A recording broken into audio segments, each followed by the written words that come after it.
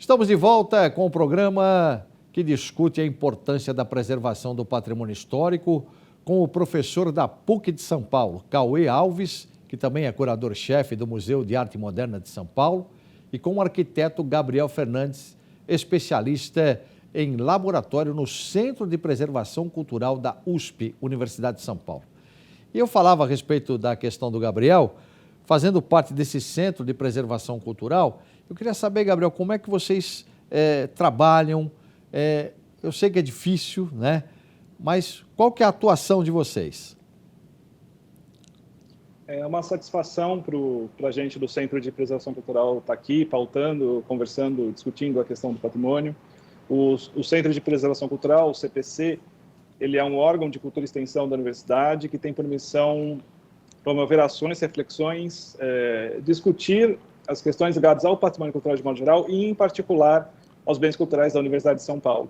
A USP tem cerca de 20 bens tombados ou em processo de tombamento, entre acervos, edifícios, monumentos, assim como uma série de inúmeras outras referências culturais, manifestações culturais que constituem referências importantes para a identidade, para a memória, para a ação dos diferentes grupos que compõem a Universidade de São Paulo, para os diferentes aspectos da vida universitária.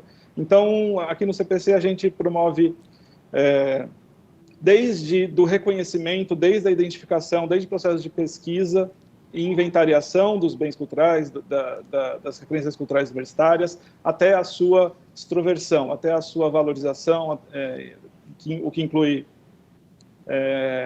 seminários, publicações, exposições e outras formas de difusão em redes sociais, enfim.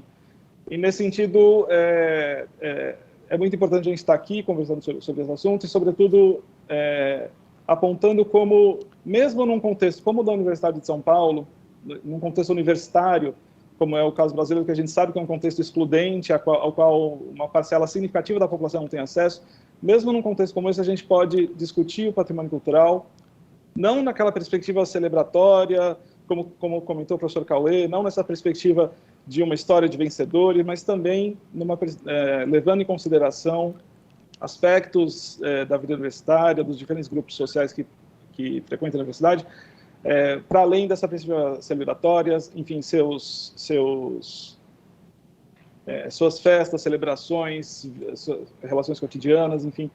E o CPC, só para concluir, está sediado num imóvel tombado, que é a Casa do Nayayá, um lugar particularmente relevante para a discussão das questões de gênero e saúde mental em São Paulo, que fica perto da Câmara Municipal, no bairro do Bexiga, onde viveu durante 40 anos a senhora Sebastiana Melo Freire, do Nayayá, que, por ser portadora de transtornos mentais, viveu nessa casa adaptada como um sanatório particular.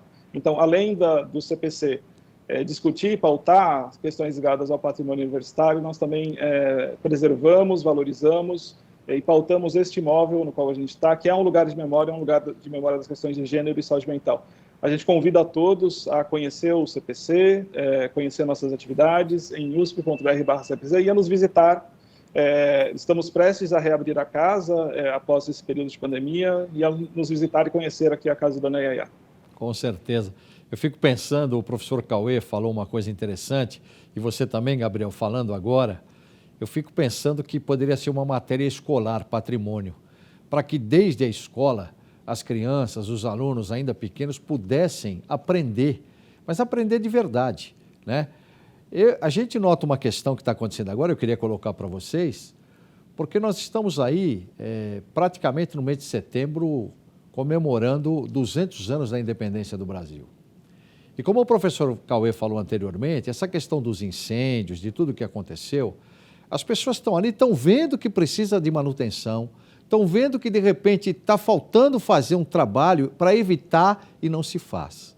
O Museu do Ipiranga passou por uma degradação impressionante, só faltou pegar fogo, né?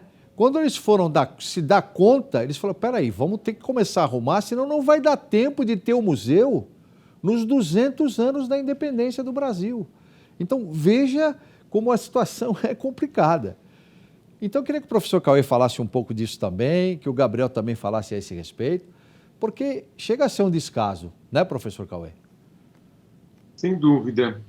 Eu acho que falta a sociedade brasileira como um todo tomar consciência, né, sobre o tamanho do seu patrimônio e todos cobrarem do Estado, mas cobrarem da sociedade civil organizada, que ela, de fato, né, assuma o seu papel. Né? Claro, o Brasil tem centenas de museus, tem um patrimônio material riquíssimo, mas que tem muitas responsabilidades envolvidas. Tem responsabilidades municipais, estaduais, federais, tem responsabilidades da sociedade civil, de universidades, de organizações de interesse público. E de fato, né, a gente tem visto que no momento atual, né, há uma espécie de guerra cultural, né, e que como se os museus não tivessem a sua função, né, a sua missão de estudar, de incentivar, de difundir o patrimônio brasileiro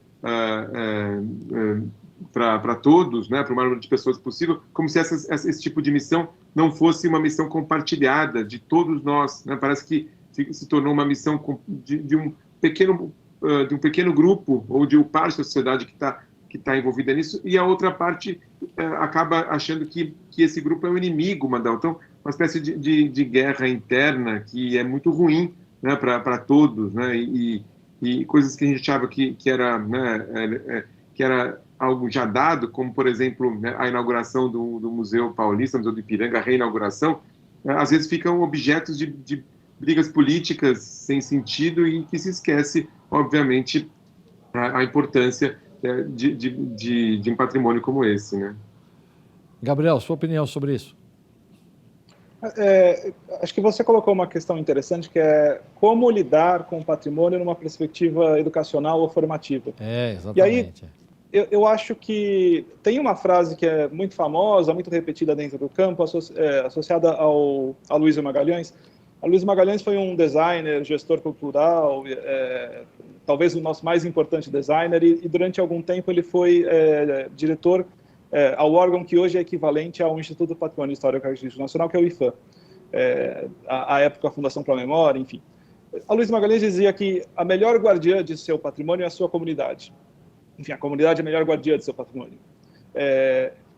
E aí, ainda que a gente possa problematizar um pouco do que está por trás dessa frase, acho que essa frase ela é muito significativa para pensar que, mais do que a gente imaginar que a gente deve tentar educar as pessoas sobre a necessidade de proteção do patrimônio, talvez a gente precise pensar em como que as instituições consolidadas, os órgãos do Estado, os órgãos de preservação, precisam reconhecer quais são efetivamente as referências culturais dos vários grupos sociais, com seus vários recortes de gênero, raça, classe, enfim. Quais são essas várias referências culturais, quais são esses vários fluxos culturais, o que se produz de cultura, o que se produz de referência de memória e de identidade, porque são essas referências que vão efetivamente ser naturalmente, espontaneamente salvaguardadas pelas pessoas. E aí é essa salvaguarda que vai demandar auxílio por parte do Estado e das instituições. Mais do que a gente tentar educar as pessoas, significa nos educar junto com elas. E aí é importante a gente citar, não é bem um movimento, mas, enfim, toda uma tradição relacionada à chamada educação patrimonial, que no Brasil ela é bastante avançada, no sentido de se reconhecer efetivamente como uma atividade formativa constituída por uma via de mão dupla. Não é simplesmente levar informação às pessoas, mas produzir espaços dialógicos, instâncias dialógicas, pelas quais, pelo diálogo, a gente vai descobrir quais são as referências culturais das pessoas e os processos pelos quais a gente vai conseguir salvaguardar essas referências. O Brasil é mais que pioneiro, enfim, existe todo um saber consolidado pelo pessoal que discute a educação patrimonial sobre como, por exemplo, fazer inventários participativos, sobre como produzir processos participativos de salvaguarda. Então, no entanto, apesar dessa experiência acumulada, apesar desse saber acumulado, a gente tem assistido nos últimos anos a um desmonte generalizado das instituições, a uma quebra total de fluxo de recursos, e por mais que a gente tenha esse saber e essa experiência, isso se perde no momento em que, por exemplo, um órgão como o IPHAN, com toda a importância que ele tem, ele sofre nesse momento um processo de sucateamento. Com certeza. Eu vou dar um exemplo aqui para colocar uma questão também, porque como repórter, né, repórter de cidade, sempre, né, aqui pela cidade de São Paulo, fazendo inúmeras reportagens, a gente saía com o nosso carro de reportagem e a gente notava nas ruas do centro, por exemplo, inúmeros monumentos no Centro Velho de São Paulo, chamado Centro Velho, que acabaram virando banheiro de pombo. É uma coisa assim impressionante. E tem uma estátua ali na Praça Princesa Isabel, do Duque de Caxias, que sempre me chamava a atenção, né? Porque não havia efetivamente uma preocupação em preservar. E aí, a questão que eu quero colocar para vocês é a seguinte: existem algumas plaquinhas em determinadas praças que a gente percebe o seguinte: a empresa tal ajuda a preservar essa praça. Será que para os monumentos também não seria uma saída? Já que é difícil, eu entendo que é difícil para o poder público muitas vezes você não tem, você tem que muitas vezes combater enchente, você tem que fazer uma porção de coisas e não dá tempo de cuidar do patrimônio histórico. Mas a iniciativa privada, professor Cauê e Gabriel, ela poderia ajudar nesse sentido, de entrar também para ajudar a preservar o patrimônio histórico efetivamente? Pois não, professor? Não, sem dúvida que a iniciativa privada tem a sua parcela de responsabilidade na preservação do patrimônio histórico, mas a gente não pode também delegar completamente para a iniciativa privada como se também não fosse papel do Estado, né? E no caso específico da Praça Princesa Isabel, é muito gritante, né, o que está acontecendo lá. Não sei se vocês passaram por lá recentemente, mas é simbólico, né, de que na Praça Princesa Isabel, que assinou a Lei Áurea, está instalada basicamente a Cracolândia, né? Então é um problema que é social, que é de saúde pública, né? É um problema muito mais amplo que envolve a preservação do nosso patrimônio, né? Tem a ver com a educação patrimonial, que o Gabriel mencionou, mas tem a ver também com uma conjuntura de miséria, né? E sem dúvida o Estado tem uma série de prioridades, e às vezes parece que o patrimônio é a última, a cultura em geral é a última prioridade, tem sempre questões mais urgentes, como se gastar dinheiro, né, investindo em programas culturais, em preservação ou em educação patrimonial não fosse uma demanda absolutamente urgente, porque isso também contribui para uma questão social, né, que é fundamental. Então a gente não vai conseguir acabar com essa desigualdade, não vai conseguir que a cidade seja minimamente, né, um lugar acolhedor, em que não tenha moradores de rua, que o vandalismo não seja tão agressivo como enquanto a gente não conseguir resolver problemas sociais. Mas para resolver problemas sociais, a cultura, do modo geral, é fundamental. Ela deveria ser a prioridade número 1, porque ela engaja a sociedade num outro modo de pertencimento, de identidade, de construção, né, de valores coletivos e, de fato, né, ter aquele monte de descendente afro-brasileiro acampado em situação precária na Praça Princesa Isabel mostra, de fato, que a Lei Áurea não adiantou de nada, né, para essa situação. Gabriel, sua opinião? Eu estava pensando em como... hoje nós vivemos num país que não tem Ministério da Cultura. O Ministério da Cultura foi destruído. Hoje, as instituições federais de preservação estão colocadas de uma maneira muito precária, muito frágil, dentro do Ministério do Turismo. E não tem problema nenhum com o turismo, mas da maneira como isso foi feito de uma maneira a desmontar, sucatear, sem falar em todas as denúncias que a gente tem ouvido sobre o sucateamento dos órgãos de preservação. E aí eu penso, o Ministério da Cultura foi criado lá em 85, e um dos seus primeiros ministros foi Celso Furtado. E aí eu fico pensando em como isso é significativo. Enfim, Celso Furtado, o grande economista brasileiro, pensar que um sujeito como Celso Furtado estava interessado em discutir questões de cultura significa pensar que, em algum momento, pensar a cultura já foi uma questão de protagonismo dentro de um projeto de país, inclusive dentro de um projeto de desenvolvimento econômico, com todos os problemas que isso possa ter. E hoje o que a gente vive é uma terra arrasada. E aí eu acho que é muito interessante essa questão colocada pelo professor Cauê, porque, de fato,